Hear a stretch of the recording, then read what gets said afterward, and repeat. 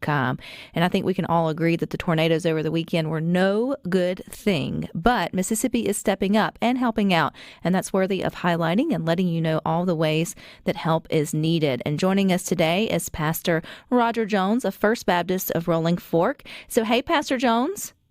Hello there. How are you doing today? I'm not going to complain, Pastor Jones. All eyes and attention are on you guys there in the Delta, particularly in Rolling Fork, and our thoughts and prayers. But people are showing up, and you're starting to move forward one step at a time, right? Yes, ma'am. Yes, ma'am. But I need to clarify one thing. I'm not Pastor Jones. I'm just Rodger Jones. I'm just a member at First Baptist Rolling Fork. I don't know where the pastor thing came from, but anyway, I'm just a member of First Baptist Church Rolling Fork. Well, that's okay, Mr. Jones. We'll clarify that for you. I think it got crosshaired with one of my good friends, Jimmy Jordan, who is out there helping with you guys with Carpenters for Christ. And you know what? It's okay. You were out there doing good work and being a member of a church that was highly impacted and hitting the ground running. But I agree. I wouldn't want to take on the title of pastor either if I didn't feel like I was called to do so. Okay, so tell me, how is the church the next day? I know there's a lot of folks that are coming with the Carpenters for Christ and all. So what's going on there to help? Well, we've had just so many folks piling in to bring relief to the people. It's been an amazing, I call it just a God thing, that people have just shown up to give and to sacrifice their time and their weekend to come and help people that are in a bind. And we got here early Saturday morning, and my brain couldn't comprehend the destruction that my eyes saw once I got here. I am a member of the Mississippi Baptist Disaster Relief Team, and so I was the first one of the team members here. And so we started, I set up a big grill, and we started cooking as soon as we could get everything organized and ready to go, because we knew there were going to be a lot of people hungry.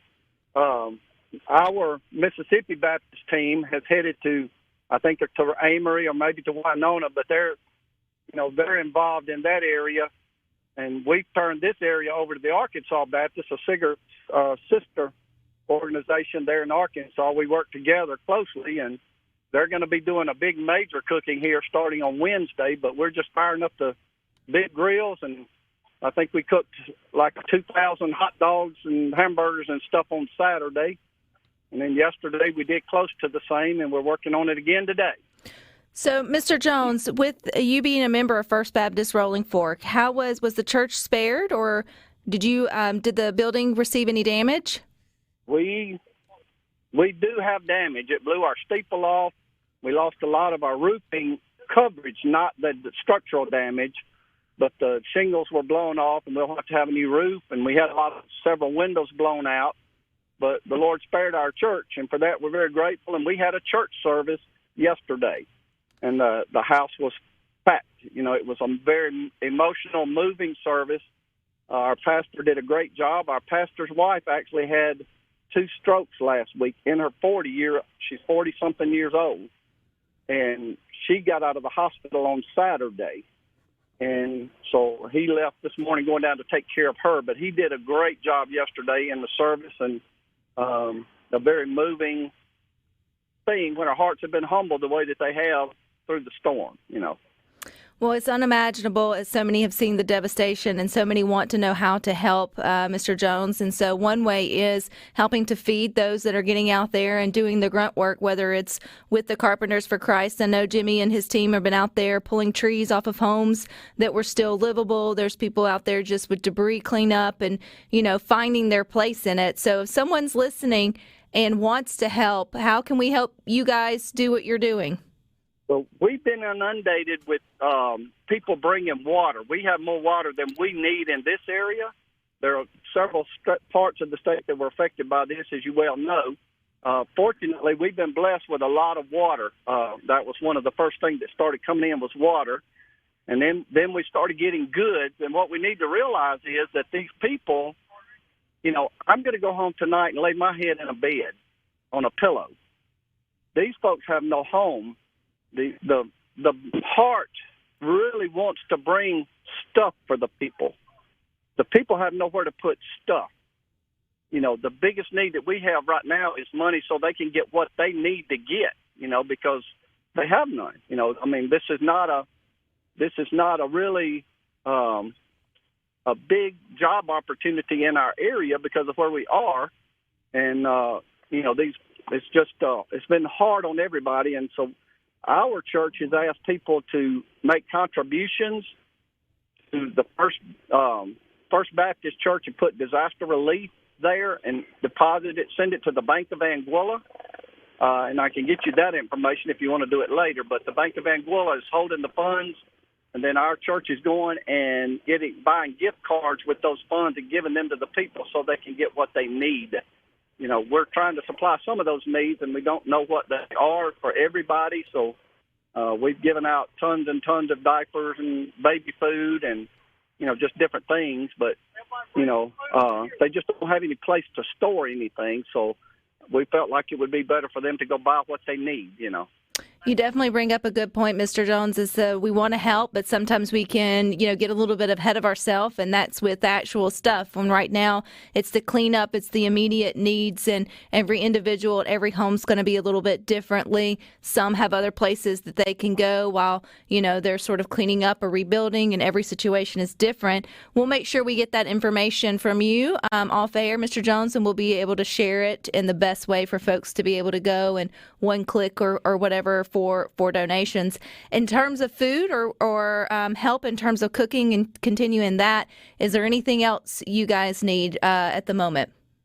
Well, like it's been stated, the chainsaw, we have the Arkansas Baptists have sent chainsaw crews. We have friends that are coming from other parts of the state, just to pitch in and go help cut. And that's going to be a long-term thing. Right now they're trying to get water back into the homes. They're trying to get the water system back up and going after being down. People can't see what we don't realize is people can't even flush a toilet. They can't get a cool drink of water unless it's given to them. And so they're trying to get the water system back up and going. All the houses that are damaged are going to have leaks all over the place, and we got to get down to the meter boxes, which are under the trees that they piled out on the street, So all of those have to be found and turned off so we can build up water pressure. And then at least they can have some facilities if they have it available in their home, But even those whose homes were not affected have no water, and had no power, and therefore they have no way to use even a restroom. We take so much for granted that we need to think about in times like this, and it makes you think about it all. Absolutely, it does. And it also just brings you great joy when you see that service was still having. People aren't running from the church, they're running to it, which I think is definitely a good thing. And then the church is getting out there and doing what it should be, which is, helping however it can, whether it's feeding, whether it's cutting, whether it's cleaning up, whether it's offering prayers. And I feel like so many of us, Mr. Jones, at least here in Central Mississippi and beyond, we feel like sometimes our prayers are all we've got, but we got to remember those that are important too. Well, yes, ma'am, they are. And that's what, and I may get emotional because today has been, I don't know why, but today has been a really emotional day for me. And I told my little bride, I said, I'm going to have to, at some point, have to have a good cry to get this out of my system. But, the outpouring of the people, some of these people lost everything they have, but they're helping other people, even though they have no home to go back to, they're still out trying to help people, And that just, all I can say is amen to what you just said, and we appreciate the prayers, and we covet those, and, we're all just trying to be the hands and feet of Jesus is what we're called to do. So we're going to get the information from you, Mr. Jones, on how we can help support First Baptist Rolling Fork with the disaster relief and make sure we get the right information out to our listeners. But you definitely got those, our prayers, and we'll keep in touch, okay? Okay, thank you so much. Y'all have a great day. All righty, there you go. As he said, you may think that your prayers aren't doing a whole lot of good because sometimes it feels like that's all we've got to offer when we're so far away from those hurting, but they do. So keep sending those up and keep with us. We've got more for you coming up.